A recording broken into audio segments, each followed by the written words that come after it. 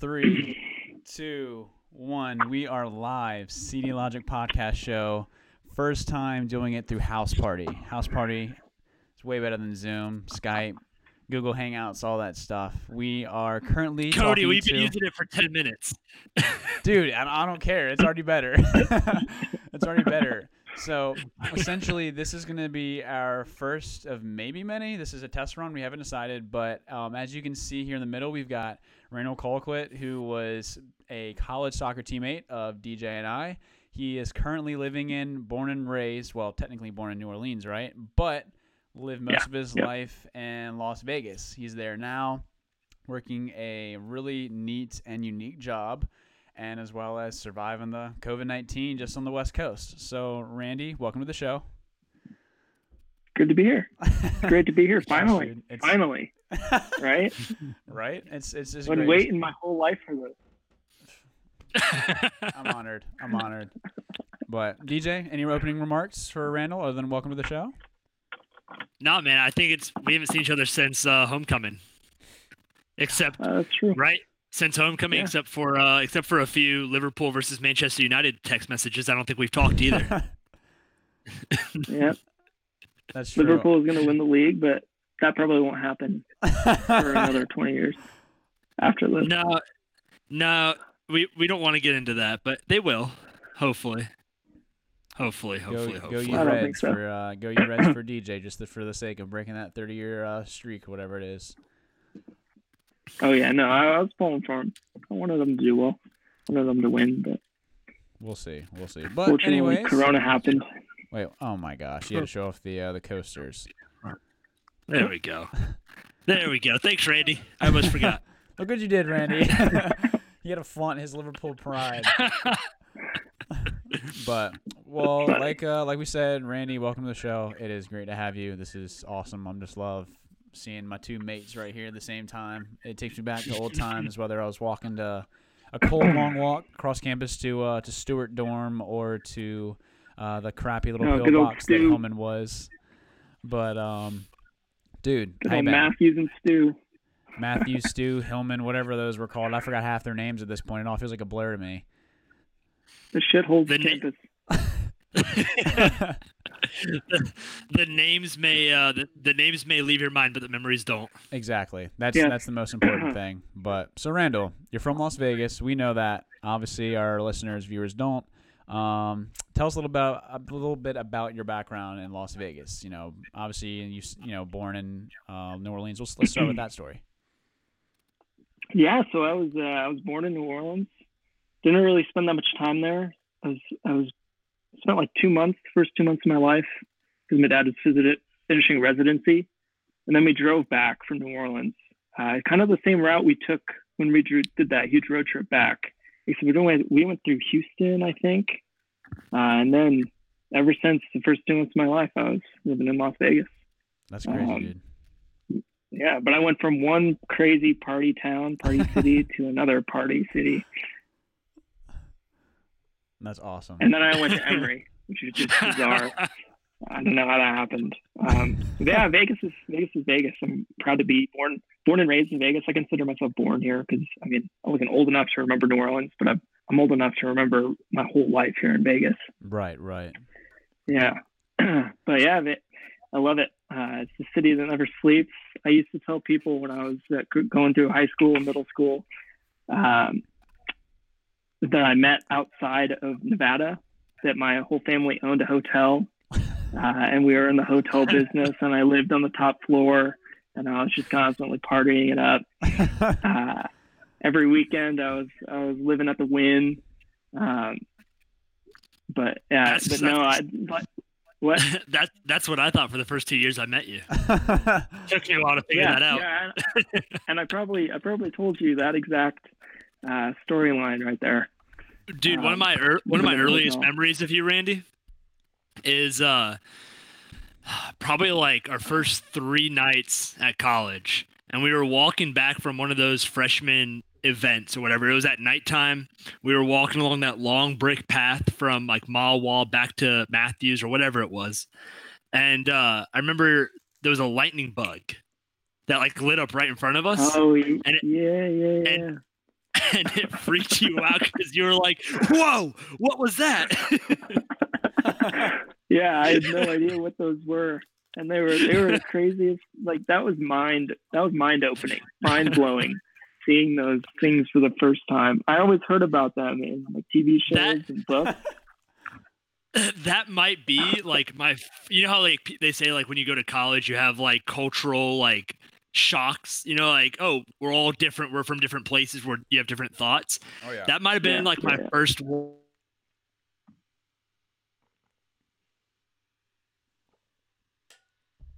thought of. Uh-oh, DJ, did you lag out? I don't know, I think so. What was the last thing I said? Something about like a first like culture shock that he had, maybe? Yeah. Like that was like my first culture shock. It was like Randy like seeing something for the first time that I've seen my whole life. And it's like, oh, we don't all see the same thing. It's probably the first time. That's funny. Another lag? That's cool. No, you're good. No, right, yeah. Sweet. Fireflies, lightning bugs, as you guys call them. And they were the coolest thing to see. I don't know. Quick disclaimer moving forward, if it lags, we're sorry. Randall's from Vegas, TJ's in Fredericksburg. So just a little disclaimer. But no, it's jumping back to that point. The funniest debate that we had, and I still to this day, I don't like giving the full credit, but I'm going to.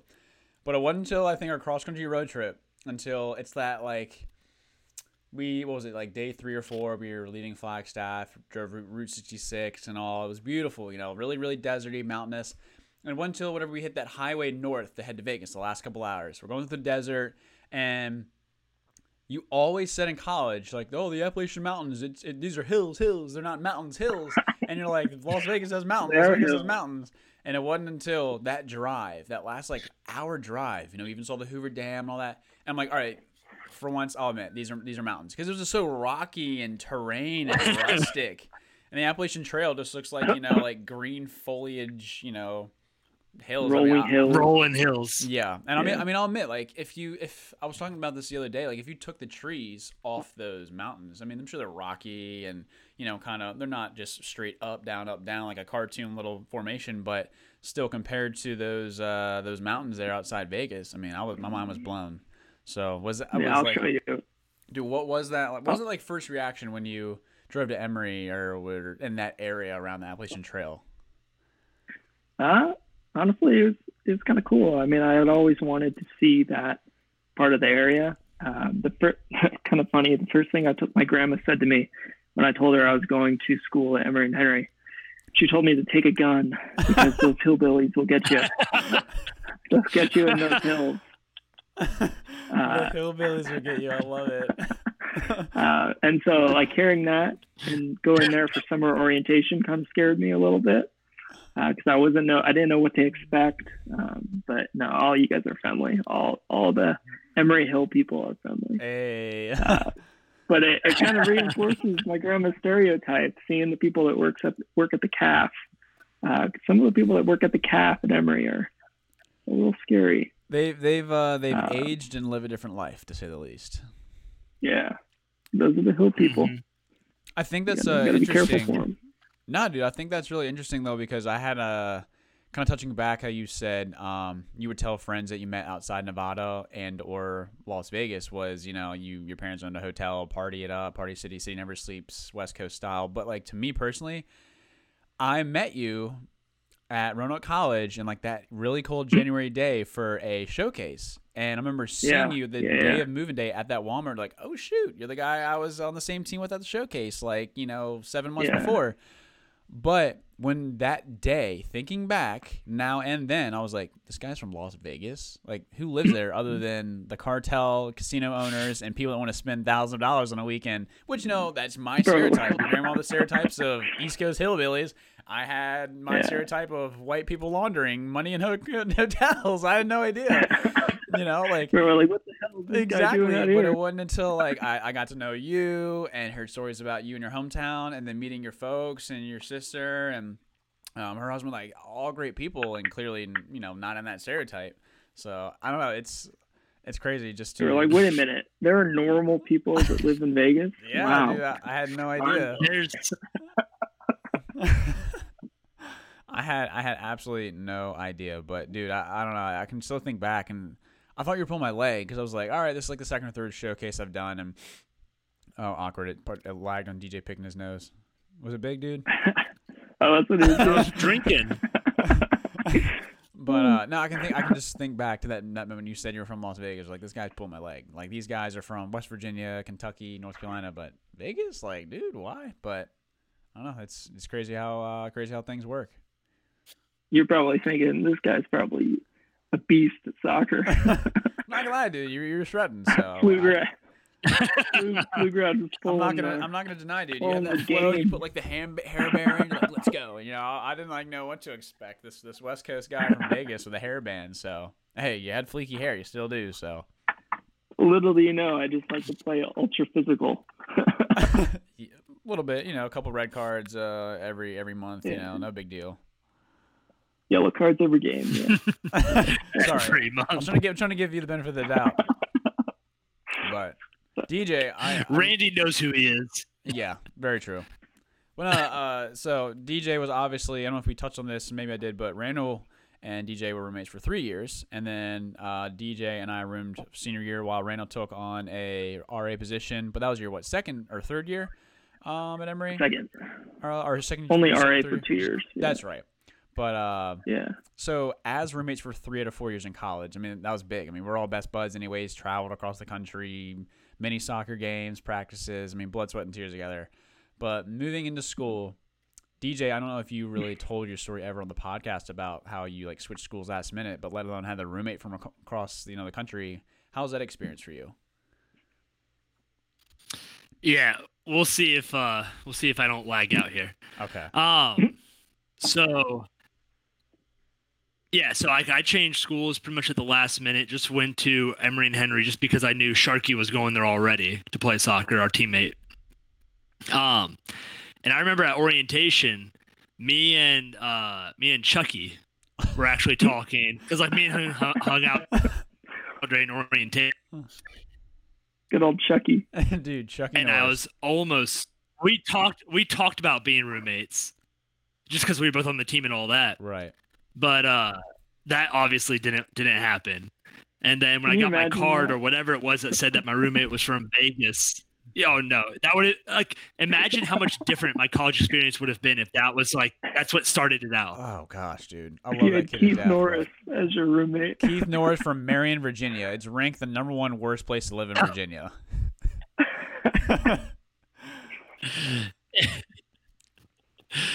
Instead, I got Randal Colquitt from Newport or from Las Vegas. I thought it was a mistake at first.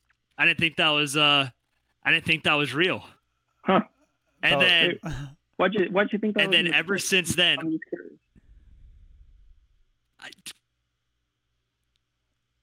Henry.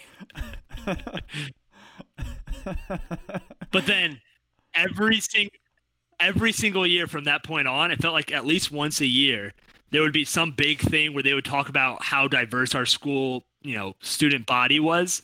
And they'd always talk about, we have kids from England, from Germany. We have kids as far west coast as Las Vegas. And I'd always go, that's my roommate. Oh, I love it. I was part of the diverse crowd. Yeah. Yeah, dude. Even though I was white. That's ironic. Hey, that's okay. You came from far and wide and abroad, so. But so Randall, I mean, we kind of talked about how lightning bugs and the rolling hills of the Appalachian differed from the West Coast mountains. But excuse me, what else was like a big shock to you? Maybe whether it's soccer related, academics, culture, us. Yeah, probably culture a little bit. Like everyone in Vegas, I always joked about coming home for breaks. There was no solid community in Vegas. It's all like individualistic. Like everyone goes to work, then goes home and does their own thing. And then when you go to a school like Emory and Henry and you live in a place like Abingdon and Emory and Glade Springs, there's all this community and like everyone is super involved. And that was a huge culture shock for me. Like being together with a bunch of people and like living together. Just like the sense of community the school provides. the different towns provide. But yeah, that was a huge culture shock. And then not so much the food, because I like eating. I enjoy food, so food was pretty good. But you can lump that in with culture. Yeah, that's probably the biggest culture shock. There's a sense of community. That's awesome, dude. Yeah, no, it's interesting to Randy. Go ahead. You guys probably get that from a big city like Richmond or Fredericksburg too, like the individualistic, like I don't know. Yeah, Randall, do you think that the stereotype of things move slower in rural areas? Did you ever feel that coming from Vegas to Emory? I 100% agree. And I don't know. Walk into class, there'd be so many people just dilly daddling around, always 15 minutes late to class, and I would hate that. And then the thing that threw me through a loop is when Dallas was at Emory, he would always walk so slow, and you'd think a person from New York would walk so fast, but he would always walk so slow. And it's like he was already in that mindset of rural life. And it would drive me nuts. Dude, give me a ride to class, dude. It's not like Dallas at all in New York. He's a speed demon in New York. Oh, is he really? Then he just he transformed like that. Heck yeah, dude. It's the same thing. It's the same thing though. You were a slower driver in Emory, but when we went to Vegas, you were a speed demon out there, man. Yes. Oh, don't tell me that. Yeah, dude. Trust me, dude. What? I remember the first day of the road trip. We're the first day of the road trip. We're leaving Emory. It's summertime. It's beautiful. We're making our stops and everything, and we still made a good time. But we're just cruising like Ole Miss Babel on I-40 across the way. Day 2, we're going a little faster. We're getting to the Flats, Oklahoma. Flats and Ranch, Midwestern Field, Texas, and then boom, the desert in New Mexico. I remember Randall was just taking off, and that was the day we raced the train. Dude, you beat up the train on the side road. I remember that. Yeah. I'm DJ, I didn't think about that. I forgot about that. Not to mention you had your Camaro, first and second year? Yeah, imagine if I had my Camaro during that road trip. Oh, we would have been pulled over maybe 1, 2, 5, 10 times. But yeah, that would have been almost as tight as the Fiesta. Oh, it would have been. It would have been a close one. It would have been a close race right there. That Fiesta definitely was a party. I'll say it's the squeezed. The lights, dude. On the inside, man. It's always a party. All the unwelcome guests Lady DJ. Lady, yep, can't forget Lady. The ladybug I thought was fake. I feel around, they're screaming over a ladybug. I feel like the amount of times that Lady has come up in conversation since then is easily in the hundreds. Yes, and I killed her. Yes. Randall, have you actually heard the story? No, I haven't. But the fact that you killed it, man. Dude, I had a good reason. That just breaks my heart. No, you didn't. You didn't have a good reason. Let me defend myself. All right. Just for all the viewers out there, if you're just tuning in or paying attention or woken up, so we had just left Vegas, a heck of a weekend. Your parents graciously put us up in the Hard Rock Hotel Casino, which was a amazing first experience of Vegas. No longer exists. Yes. Yeah. Wait, what? No longer exists. It's now the Virgin Hotel, Virgin Airlines. They bought the Hard Rock, and now it's going to be the Virgin Hotel or whatever. No pun intended. Hey, that makes our memories retro. Woo! That is awesome. Right? I actually like that. Oh, anyways, we graciously were put up in the hotel, our Hard Rock Hotel and Casino. We did it all. Saw the pawn shop, car show, you name it. It was an amazing weekend. So you stayed back with your family. Yeah, I forgot about that car show. Yeah. Well, we met Les Figueroa, whatever. Got VIP entrance, free shirts and everything. It was awesome. But saw that drift racing. But anyways, after a fun weekend, this was probably around the halfway point of the trip. We decided to keep going westbound to California. Next stop was LA. It was a 5-hour drive. Well, it was a Sunday morning. I'll never forget. Sunday morning, maybe 9 a.m. and we're about to cross the border from Nevada to California. And I am in the front passenger seat. Tristan is driving. DJ's in the back left passenger seat. No, excuse me, Edgar is. DJ's behind me. Back right. We have the cooler in between them, and because all the luggage is in the back, accessible for the snacks. And I remember Edgar like just saying, "How you doing there, little lady? How you doing there, little lady?" And his little like voice. I'm like, Edgar, what are you talking about? I mean, we're in the desert. We've been driving for 20 minutes. Are you going to see now already? I turn around. He's caressing this ladybug like a puppy. I don't know how to feel. I'm like, all right, we're in the desert. Maybe, he's seen a mirage and he's trying to like avoid it by playing with his ladybug. Then DJ chimes in. Lady, oh, you almost fell. Let me caress you. Here's some water. And they're going on for like 20 minutes. Meanwhile, 20, 30 minutes into this ride, not even entered into California, and we're stuck in traffic. I guess all the heathens are going back to California on the Sunday morning or whatever. So we're stuck in this traffic. Oh, shoot. Hit my table. Traffic obviously breaks or, wraps up after California. But meanwhile, we've been sitting there for like 45 minutes. I can't take it anymore. I'm starving. I need coffee. I just need to stop hearing, lady. Oh. So then I like turn around and like hit her off the cooler. And Edgar like legitimately screams, lady, you're going to kill her. Ah. So then Tristan, I look at Tristan, even he's going senile. The dude puts down the window. I turn around and flick it. She's legitimately, I can't make this up, so cinematic, holding on to the last cusp of the window. Edgar's trying to freak out, almost like trying to grab someone from falling off a cliff, and just misses her, falls out the window, and these dudes cry for like 5 minutes and didn't talk to me for like a half hour. Yeah. Can't make this up. Damn.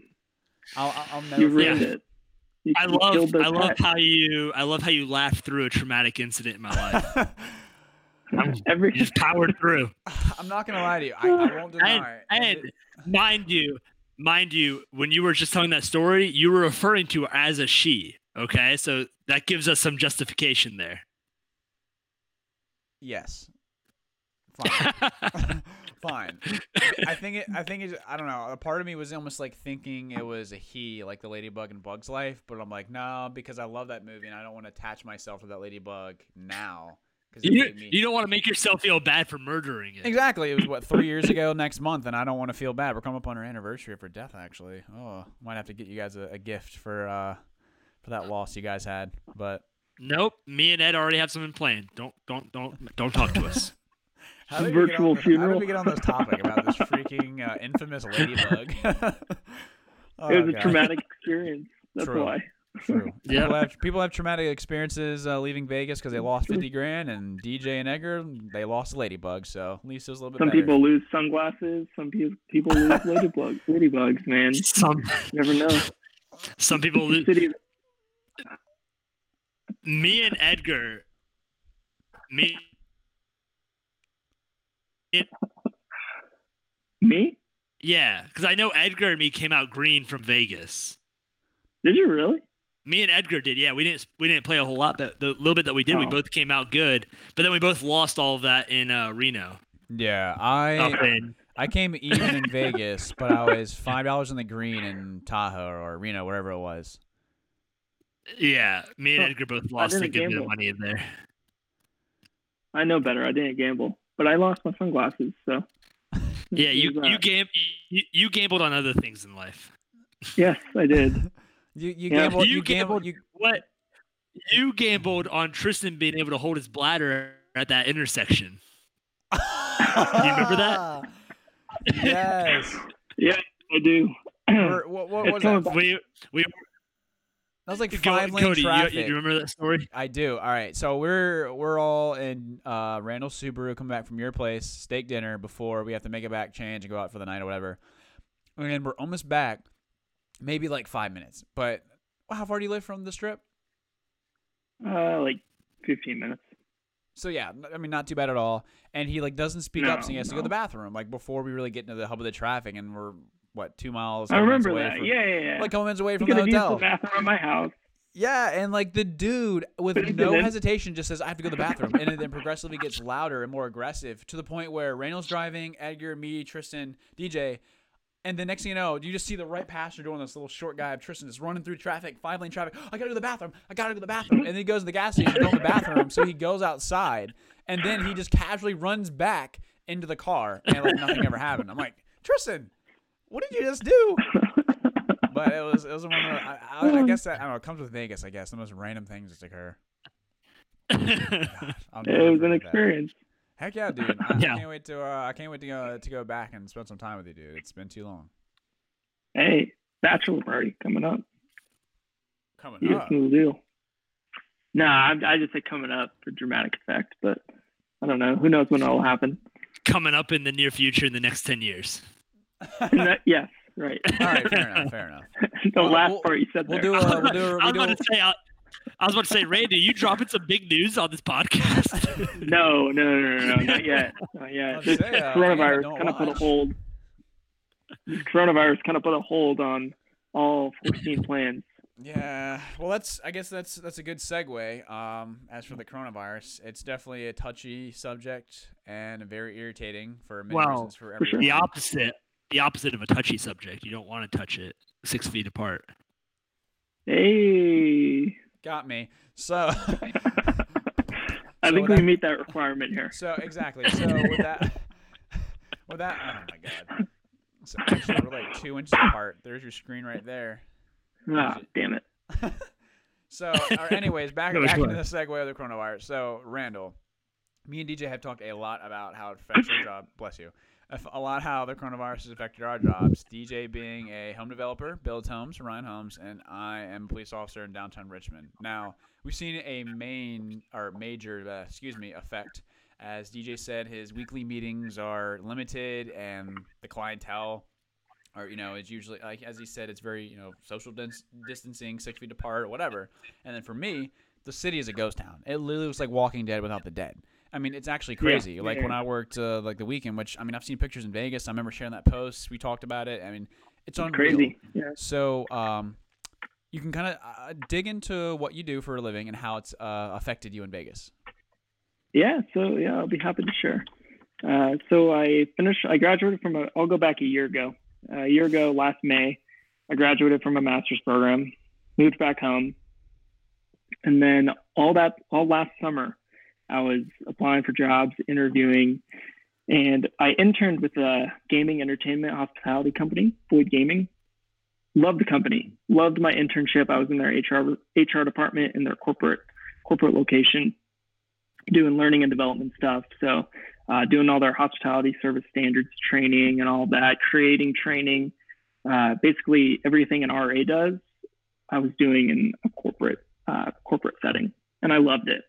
And all last summer, even into April before I graduated, I was applying and interviewing for positions with Boyd. And then fast forward to August, I get a call from their lead recruiters saying, we have a job. We want to extend your internship, basically give you a little more experience in recruiting and onboarding. So August to probably October, I was an intern within their employment center because Boyd Gaming was basically centralizing all of their recruiting and onboarding nationwide. So we have 25 properties with 50 states. So I think it's 12 states. 25 properties spanning, 29 properties spanning 12 states. 12 properties actually are in Vegas. Wow. So it's a big company, big hospitality company. And they actually want to centralize all of their recruiting to Vegas, to their corporate location. So I was basically interning in their employment center, and I was loving life. And then they brought me on as a coordinator, onboarding coordinator. So I was basically running onboarding classes for all 12 Vegas properties, and I loved it. And then the news of Corona started happening, and so we were paying attention. The company was paying attention because hospitality is suffering huge right now because states are shut down. No one wants to go out, and so I think it was November that news started dropping of coronavirus in Wuhan. So we were paying attention to the news in Wuhan, but everyone was pretty positive about it not making it over to the U.S. Everyone just thought it was going to be in China. But then December and January, it started to spread.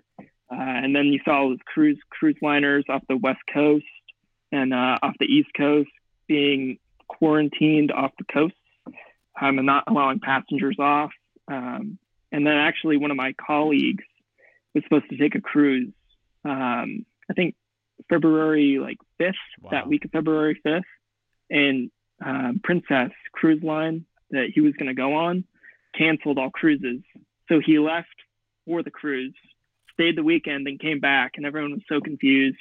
But yeah, he couldn't go on his cruise. And then Boyd's stock, I think March 10th, went from $30 a share or $35 a share.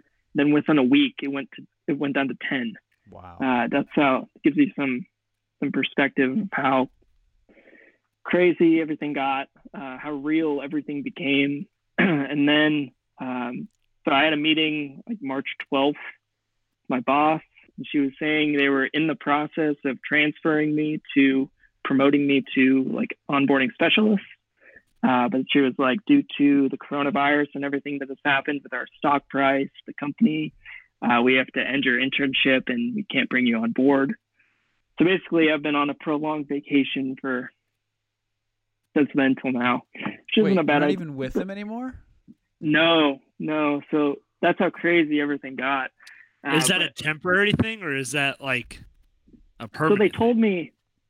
Yeah. So my boss told me she has all my contact information. She has my resume, and she really wants me to come on board when everything gets going again, because the hospitality, the Las Vegas industry, the entertainment industry is going to be booming once this all ends, because everyone's going to want to travel, because everyone's under quarantine and no one's allowed to go anywhere.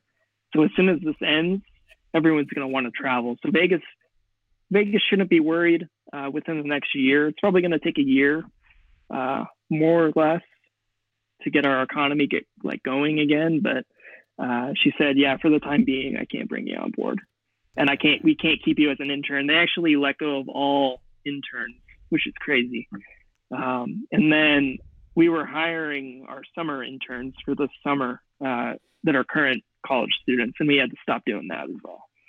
But it's the price I pay for wanting to go into that industry. And I'm looking on the bright side. I have an interview tomorrow, actually. Nice. With a nonprofit. Oh, really? That's awesome. Yeah. But what were you saying? I had a couple questions. People always was it a paid internship or? Yes. That's awesome. Or it was awesome. I was making pretty good money with Boyd before they let me go. Or ended my internship, however you want to look at it. But yeah, I was paid, and at least I'm living at home, and I don't have the responsibility of bills. Yeah, dude, that's good. Which is fortunate for me. But I don't know. I feel like a little kid again because I'm. What's the nonprofit? So it's actually an essential business here in town. It's called I actually volunteered there as a senior in high school, which is crazy how things turn out. It's my senior year of high school. I took a class called Social Problems, with probably the best class I ever took in high school, and it was called the Embracing Project, the organization, and it's all about bringing awareness and stopping the sex trafficking in Vegas, which is huge. Because even if you don't want to believe it, prostitution still happens in Vegas. Oh yeah. And so this nonprofit helps to stop the human trafficking sector. It's basically a youth advocate position. That's awesome, dude. So that's what I'm interviewing for tomorrow. But that's awesome. Hopefully it goes. What position would you have there? It's a youth advocate, so it's counseling and doing intake meetings with new clients, with new women who want or are seeking help. So I got a question. I think that's awesome, dude. I think you'll nail it. I think you'll do great. I think you'll get it. Yeah. I really do. And I'm curious because thank you, appreciate it. Yeah. And I definitely want to if I really hope you do get it, not just for my selfishness and wanting to hear more about it, because I legitimately think you're going to get it. by all means. But is there like group therapy or is it like one-on-one? Because I'm thoroughly intrigued by this. Because like me, I might be a little ignorant to it, but like nonprofits to me sound all different, like in a way. Yeah. But this one's so unique because like this, prostitution, quote unquote, is more famous in Nevada because that's, one of the unfortunate stereotypes. Yeah. So like, when you say like, the ladies or whatever, do you know, like, do they give me more information like the age group or like I said, group or one-on-one? So it's primarily, when I volunteered there in high school, it was primarily like teenagers who were being pimped out, who had pimps. And they would come to this nonprofit, this organization, and they would seek help, and we would sort of help them escape their pimp and get out of the cycle that they were in. How did you get into that in high school? In high school, great question. Yeah, it's amazing. Great question. So I took a class called Social Problems, and the teacher I had there is now, I think he graduated with his PhD in sociology from Baylor this past year. Wow. So the year I took Social Problems at my high school, it was his last year teaching, and then he was moving to Baylor like that following like August or fall. But he in this class he wanted things to be practical. So we had to pick an organization at the beginning of the semester, and we had to like do like case studies on it. We had to see like their finances, the things they're trying to solve socially in the city. And I initially didn't pick this organization. I picked I think it was like a homeless organization. But then we had to do a project on the Embracing Project, which is the human trafficking organization. We actually had to go watch a movie called Beyond Her Eyes or something like that, which basically talks about human trafficking in Vegas and the world, because it's a huge like problem worldwide. And I was actually downtown at this little like warehouse watching this movie with all these students and all that. And I started talking to the executive director and founder, and I was like, I want to come volunteer here. It seems like a cool thing to get behind. Seems like a cool thing to support. I want to learn more about what you do. So yeah, I started volunteering there like twice a week right after school. I would drive down there, and it was in the hood. If you ever come back to Vegas and want to go see the hood, I will take you down there, because it was the scariest. It was the scariest place I've ever been in my life. I think we drove past it when we went down there. You said, "Hey, there's that shady part over there. We don't go there." I probably did. Yeah, I probably did. But it was the scariest place to go in Vegas, probably. It's like East Charleston, and anything east in Vegas is. I wouldn't go there. I volunteered there, and I would tutored girls basically who were trying to get better in school, and were trying to escape their pimp, because they all had pimps, which is crazy to think about. Like, you grow up reading books, watching movies of like pimps and like stuff like that, and to actually come like face to face with someone who has a pimp is pretty crazy, pretty eye opening. That's I never knew this about you. I'm like thoroughly intrigued, and I'm not gonna lie to you. Like, all jokes aside, I kind of want to like go do something like this, because I mean I know you and I both went to private schools a good bit of our lives, and so we were so we were big on what's up? Yeah, I would say going to private school probably was like a leg up with volunteering there too, because I don't think they would trust a normal high schooler to volunteer at a place like this. Yeah, so like for us, I can't remember, but I think it was like every 9 weeks or like quarter, whatever it was, we had to get like 2 to 6 hours. I feel so bad, I don't remember. But like mandatory volunteer hours. Yeah, so I did my crap like that. Yeah, so I would do like, which I hate. I hate mandatory volunteer hours, by the way. I certainly felt better about the hours I was like mandated not to do it. In a way, if you see like, if I was like, anything, like if you told to do something, you kind of do it like kind of selfishly, like, or like with a bad attitude. But when you want to do it, it feels obviously better. You do more of it, and that's what I had to view it as, because that's so unique for me. I'll like do janitorial stuff around the school or my church at the time.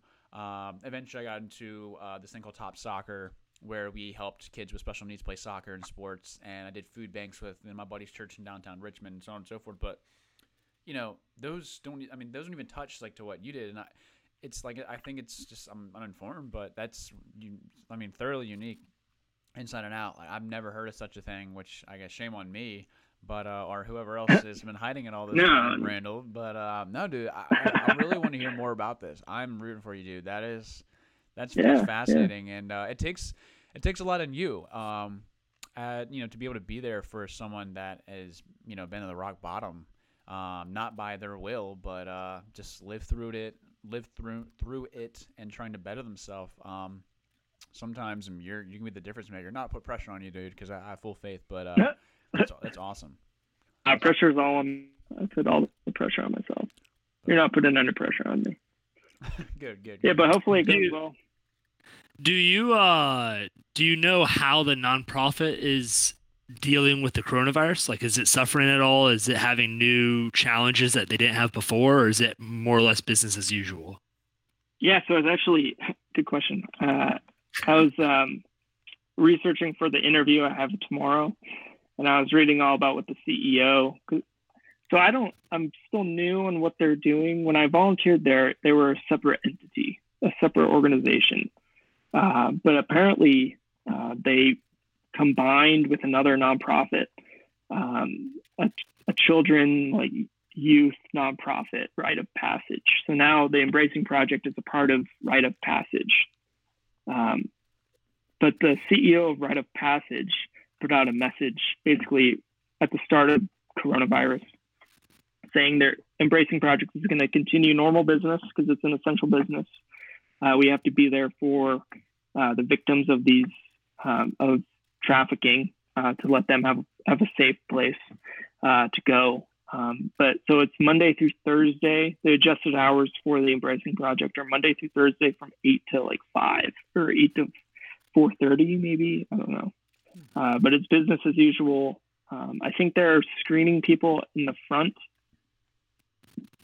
In the front for symptoms or whatever. Oh wow! Before they let them back for whatever they have to do in intake meetings or stuff like that. That's crazy. So I think it's business as usual. It should be business as usual.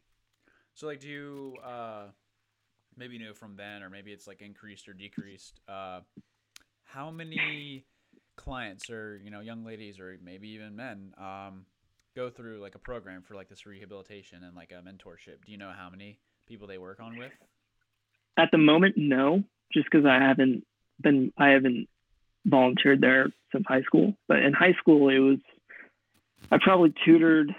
It was group tutoring because they don't allow any one-on-one for obvious reasons, especially with a male tutor for obvious reasons. Yeah. But I tutored 5 girls at one time. It was me, a salaried employee with the nonprofit, and then 5 girls. So when I volunteered there, it could have been just 5 girls, or it could have been more, and I just only saw 5. 5 or wow. Yeah. But they only do group for volunteers. They only do group sessions for obvious reasons. Of course, right. Man, dude. Yeah. This is I'm so intrigued by this. Just yeah. This is one of the beauties of doing a podcast like this, is that this is the environment where we find out information that we had no idea about before. Me and Randy were roommates for 3 years, and I had no idea that he did this in high school. It never once came up. Yeah. Oh, I guess I was gonna say you just knew I wanted to form souls, or whatever I used to say. Oh, this is awesome. Make waves in the community, form souls, save souls. You just knew I wanted to save souls. Yeah, exactly. But I had no idea that you had this kind of that you had that kind of experience in high school of all times. That's insane. It's amazing. Yeah. Yeah, because it's crazy. I never. Oh no, you go ahead. Yeah, it's crazy that I never told you about that. No, I guess we're just college roommates. I guess we're just buddies. I understand how that would never come up in a normal conversation. Yeah. That's not really a 12 o'clock Taco Bell run kind of conversation. No, 12 no, p.m. that's not drinking conversation either. No. That's maybe. Just imagine me popping a beer open. Let me tell you about that time in high school. I talked at a human trafficking organization. We all would have like looked at you like we used to look at Dallas anytime he opened his mouth. Like, what? What'd you just say? Love you, Dallas. We should have gotten Dallas in here too. That's a good idea. Yes, we had to do break the podcast ice with something more, something that would go a little bit more smoothly. I should put PG? it. I love the dude, but he brings the bougie to the podcast if we bring him on. So if we bring Dallas on, we're gonna have to have some kind of a censor button or something. Every time he says some kind watch of your mouth.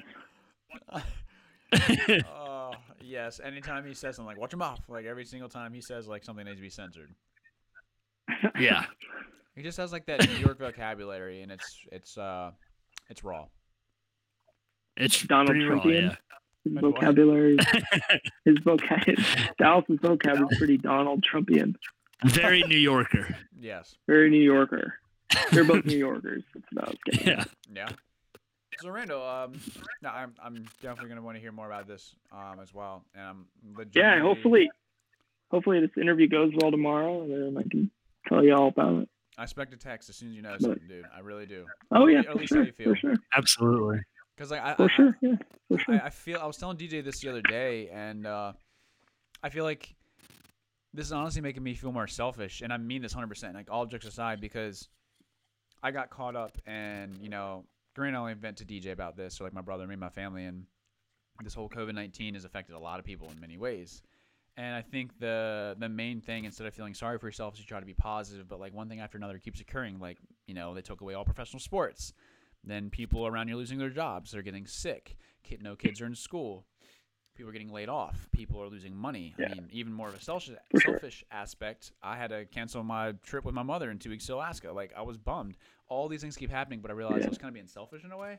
Like I was being thoughtful. I was praying for those people and like thinking of them. But I think there's only so much I can do, but I wasn't even doing that one thing I know I could do to help people, and that's reaching out like this, or having a conversation, or letting you talk to us about it. Because like, dude, I legitimately almost like feel bad I haven't known or reached out to you that you like lost your internship. Because I mean, you loved it. Dude. You talked about it for over a year. Oh yeah. I don't serious, feel bad. Dude, I legitimately kind of feel bad that I didn't know this. Yeah, no, don't feel bad. It happens. Stuff like that happens, especially if you're in an industry that is solely dependent on people being employed, coming to spend the money they earn at your properties. Something like this happens. I think you have a great attitude about it, though. I really do, and that's what I've always admired you for. Your positive mindset. So you look like you're about to say something, DJ. Yeah. So Randy, how kind of pull into a different subject, sticking with the COVID-19 realm though. How has like because like me and Cody here in Virginia, like we know our situation, how we're on a lockdown, stay at home, but not really go out for essentials. You see people going for runs. What's the situation like in Vegas? How serious is the lockdown? Is there a lockdown? What's all that going on? Yeah. So like 2 weeks ago, if you would have asked me that, I would have said it was like a vacation, because I was playing golf pretty much every day. I was going for runs, going for walks, and like now I'm still going for runs. Has your golf game gotten any better? It has. It has. Now I'm a solid bogey player. Wow.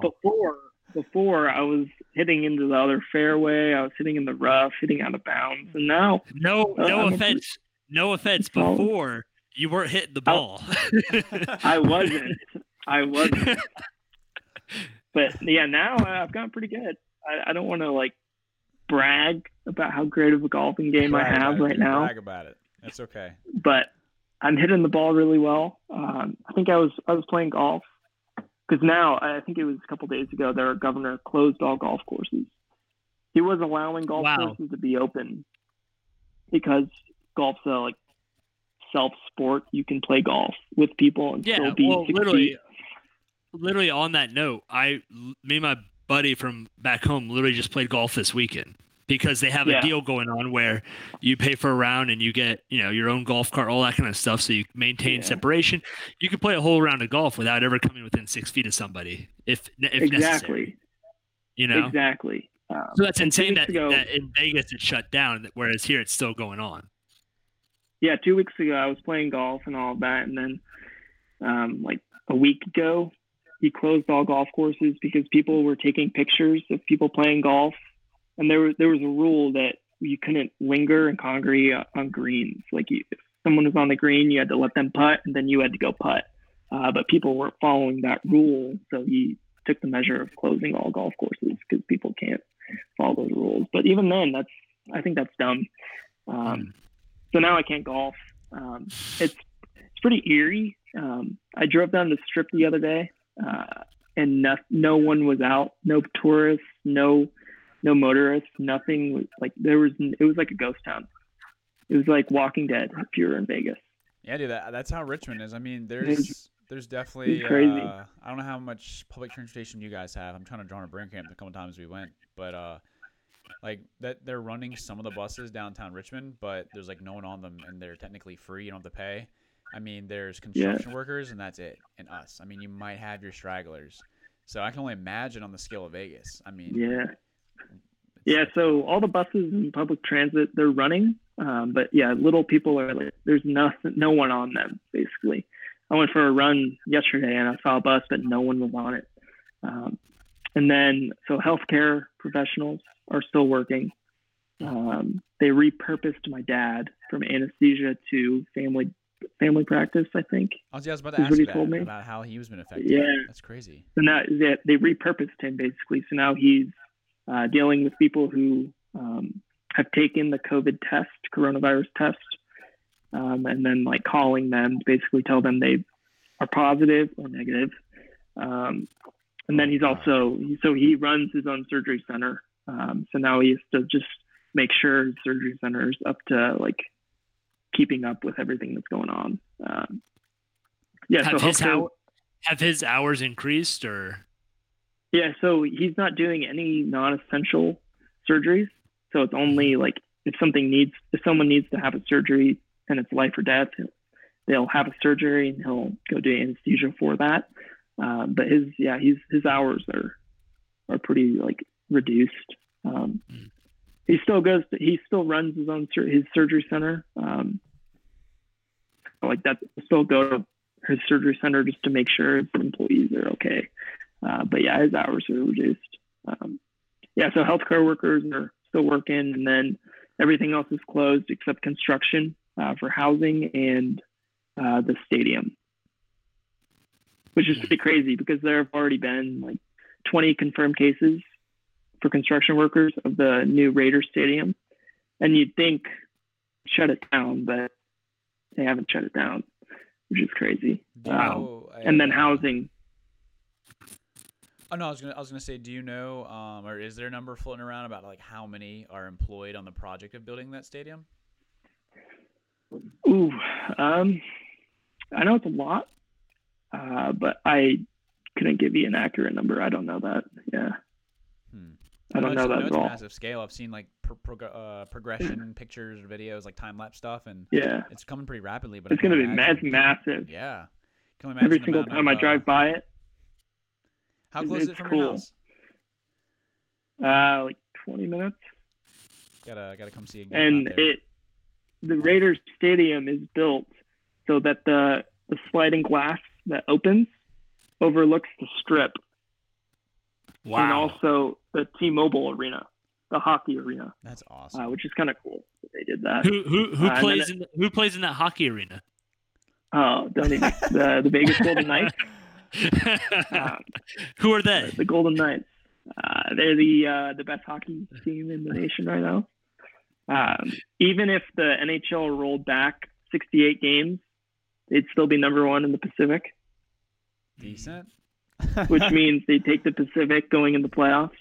I don't want to brag or anything, but no, it's crazy. The stadium is crazy. Raider Stadium is crazy. It's nuts. And then it's all black. And then they have like LED lights lining the whole outside. So it's pretty nuts. If you Google Raider Stadium lights, they just put them up, and they turned them on, I think, like a couple nights ago, just to see what it would look like in it. It's pretty awesome. Pretty cool. Now, are they just going to be only like lit on the weekends or like for game day, or are they going to be lit all year round? Oh, I have no idea. Probably it would make sense if it was all year round, because that would sort of fit in with the whole strip scene. But it would also make sense if it was only lit for games. Right. Saving that might be a little bit less costly electricity bill. Yeah. But dang, dude, that's crazy. I'm still just blown away by our conversation about your nonprofit. I'm absolutely blown away. And then your dad too. I mean, just moving him around and his hours increased everything, and that's crazy. And they're still paying him. Good. His company's still paying him, so there's that. But yeah, I think all like healthcare workers are seeing, if you're not emergency, like emergency room, like the staff, I think all are seeing like reduced hours. That would make sense. Yeah. Reduced hours or repurposed to help the cause more. Oh yeah. Yeah. So I think we're getting close to an hour. So it's been great just catching up. But I don't want to take too much of your time. I know it's flew by like that. Yeah, dude. I know it's 9:09 over here on the East Coast, but for you, it's 6. So it's probably getting close to. I know your stomach's probably rumbling for some dinner or something. We're probably keeping you there. Yeah, I don't want to get your dinner cold. But I guess in closing, I know for us, of course, and it seems to be just whatever the federal government says at this point. I know me and DJ have had random conversations, but I guess for Vegas specifically, because I know it reminds me of New York. Maybe DJ can attest to this, but it seems like it's one big community. I mean, I feel like it, but they may have. I mean, it's like a big metropolitan area. Is there anyone from Vegas or Nevada specifically that they think that economy might open back up, not as a federal scale or national scale, but the state? Does anyone have like an idea? Are they throwing around the date when it'll get back up? Yeah. So I was listening to Joe Rogan a couple days ago, and he had a guy named Lex Fridman on his show. He's an MIT guy. I love that. Mainly dealing with AI, but he was talking about masks. But he was saying, reading about what he said, he was saying it could be a year. He was saying a year for the economy to get back up and going. Midsummer, everything starting to open back. And a year, everything back up to what we were at pre-coronavirus, which I kind of believe. I kind of lean towards that answer. Sounds reasonable enough. Shout out to Joe Rogan podcast. Wouldn't be a CD Logic episode without shouting out Joe Rogan at least once. Hey. But yeah, dude. No, I think that's interesting because the last like at least 7 guests that I've listened to, or maybe 5 that I've actually listened to. I'm still getting to a couple. But they all have like their own, predestined thought and like their more professional thought. You see stuff from Apple News on your phone to actual professional, Twitter accounts to what's on the national news. And it's funny. I know DJ and I we kind of stopped our like big conversations about it because like it's literally like I'm almost made myself sick over it, like stress and my stomach upset and everything. Because I get that. Yeah, dude. I think it all goes to Michael Overstrom. I hope I'm saying his name wrong, but the first guest that Joe had on, who was probably the most informative in a data and statistical manner. But he even said himself, I'm not mistaken. I don't want to butcher the quote, but how the average person, just from the national news and anything you read, you're going to end up being more confused by trying to compile all the evidence into one than you were before when you started, which is kind of unfortunate. I mean, it's not because Overstrom himself is wrong, but it's because CNN or Fox News or Joe Schmo over here from this independent organization might totally contradict or just say something more opinionated than Ovalstrom's actual like statistical study, you know? And I think that's been the big issue for me personally. Maybe you guys, I know DJ, he's been doing pretty well with it, but like other people psyching themselves out or making themselves sick because of that. Yeah, for sure. So I get that. I get that completely. There's so many different sources out there with saying different things and so many different personalities at each news source. Yeah, you could make yourself sick, stress yourself out. I get that completely. Yeah, it's definitely wild. Yeah, but, and then with so many people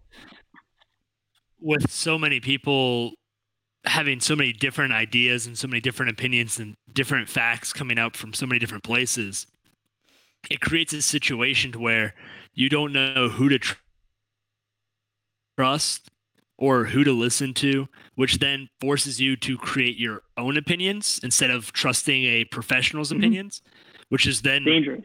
Where everything falls apart, because now you create your own opinions based on 8 different studies that say 8 different things, and it just becomes a mess. Yeah, I completely agree. And then everything starts becoming chaotic, and then the world ends. Yeah, dude. I mean, but the world could be ending right now. That's the natural progression of things. Yeah, chaos, and world ends, just like that. But Randall, do you have anything in us in closing? Final thoughts? Any questions you wanted to ask us? I know I kind of reached out to you and said if you had anything for us or. Yeah, it's crazy to see the progression of Tucker twins go from filming videos of shooting on goal. And soccer, you had that right the first time. Yeah, shooting videos.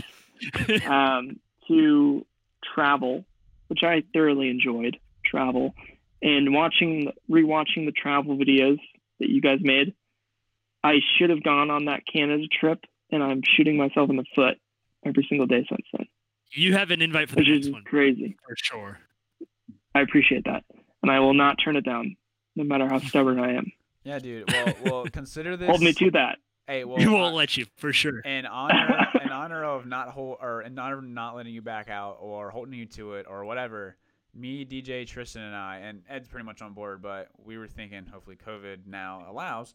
But next year, sometime in the summer, we want to get our travel group together, like the 5 of us probably, and road trip across the country. Maybe see how long it swings awesome for everybody or whatever the case may be. But kind of do that same trip, but.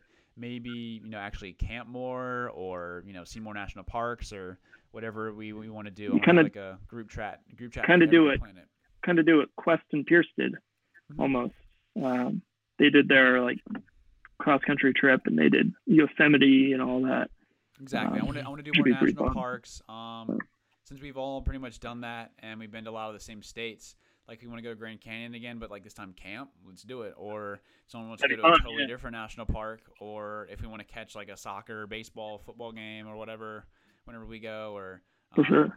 So I mean, or whatever the case may be, we definitely want to do it again. Don't want money to be an issue, and just we got to do it again. Got to do it again. Yeah. But it's been cool to see the progression, and then from travel to what you guys are doing now. Which is just cool. I don't know. Means a lot, dude. It really for the does. memories. Yeah. It does. I mean, shoot, dude. Yeah. You were in the you were part of that first video. I mean, from day one, dude. You were part of that first video between. I don't know if I was in that first video. I don't know if I was a part of that first video. You filmed that final scene of that very first, very poorly done video. Thank God I got better. When I shanked that ball over the net when the train was coming. And I tapped the train. It's like, not my ball, and you hear your laugh in the background. So you were in it. So it's hard to recall that specific moment because you shanked the ball a lot. Hey, at least 5% were bangers. The other 95%, we don't know where they went half the time. So. And those 5% were the ones that we put in the video. Yeah. The other 95% of those balls that you shanked caught the train, and they're somewhere along the Norfolk Railroad. Still yet No to be effect. found. So, hey, Yeah. and I want it to remain a mystery. Maybe one of these days I'll walk the train tracks and find it for you. Hey, But we really do You never appreciate know. it, dude. Really do appreciate it. I know we've been dying to have this podcast. I wish we could have definitely made the first episode, the three of us together, but we make do what we have, especially in a pandemic. And I know I've had a blast. I've been thinking about this all day. It's just great. It's just great to have like the group back together. I was talking to this the other day with someone. I don't know why, I can't remember who, but it's just wild what college really did like for all of us. And I think it's from like the context of myself, and I'm talking to two of my very best of friends, and one I get to see all the time, one unfortunately I don't. But dude, you're in freaking Vegas. I get to say one of my very best of friends lives, born, raised, doing a nonprofit for prostitutes in Las Vegas. Like it's wild, dude. It legitimately is, and I think that's the. I'm not trying to make this a plug for everyone to go to college and make new friends, but maybe I am. But I think the big thing That's is, important. yeah, dude. I think just the big thing is I'm thankful to be surrounded and be surrounded and be in the company of some awesome friends. Whether you're on the East Coast, West Coast, LA, or Vegas, it doesn't matter. It's awesome to be able to do this for sure. And future college students need to hear what you just said, because the coronavirus is changing the whole college landscape, and who knows how many people will go to college next year due to this. Yeah. So I don't know. That's important for people to hear. It is. And unfortunately, I had no big name like Joe Rogan or Ellen DeGeneres, and my voice doesn't matter a lot, but it's true. I mean, it's true. I was one that I was questioning college. I was like, I want to go play soccer, but all that money's gonna suck. But paying off all those loans now, it's worth every penny. And anyone I preach to, whether it's my own brothers and sister or friends, or I know me and DJ have talked about it with Luke a little bit. It's just, it might take some time to break in, but it's worth it. I mean, it's awesome. I mean, y'all too, Dallas, Caleb Peters, the Kappa Sig guys, the soccer guys. I mean, it's all awesome. All awesome. College is so worth it. Yeah. In any given way. So. 100%. 100% worth it. I need to stop before I cry. But DJ, any final words? Nope. I was trying to think of a quick witty comment, but can't. So I'm good. I'm good. Randall? Yeah, thank you for having me on. It was a pleasure. I can finally say I've been on one of these podcasts, on one of these pods, as they say. Yeah, dude, on the pod, on the show, whatever you want to call it, dude. Quick shout out. You can drop it in the description of the podcast. Shout out to Bussin' with the Boys, Barstool Sports. It's a good podcast. Check it out. Dude, send me the link. I'll put it down there. If people made it an hour and 15 minutes or whatever it is in this podcast, I will be more than happy to shout it out. It's for the boys. For the boys. I'll add it in. But dude, we definitely gotta do this again, and definitely gonna do it again. Add Dallas, Caleb, whomever else, and most importantly, whenever this COVID stuff stops and I feel safe, I want to come see you. DJ, we got. Yeah, man. I'd appreciate 100%. You're always welcome. Dude, same with you. I want to come out to Virginia again. Yeah, I want to come out to you guys. Where you guys are. Doors are always open. I got a couch. So that's all I need. Pick your poison. Whoever has a more intriguing couch, pick your poison. Probably DJ's. It's much bigger. Mine's bigger. I think yours is more comfy. Maybe so. I mean, I've slept plenty times on the couch, but all right, guys, it's been I'll awesome. Stay there. All right, I'll stay there each one night and tell you which couch is better. Deal. Perfect. And then the third night, you'll be in a hotel for a couple days, and we won't have hard feelings. We'll know why. Exactly. Oh God, I love it. All right, guys, love you guys. Episode 18, CD Logic Podcast Show. Signing off. Bye. See ya.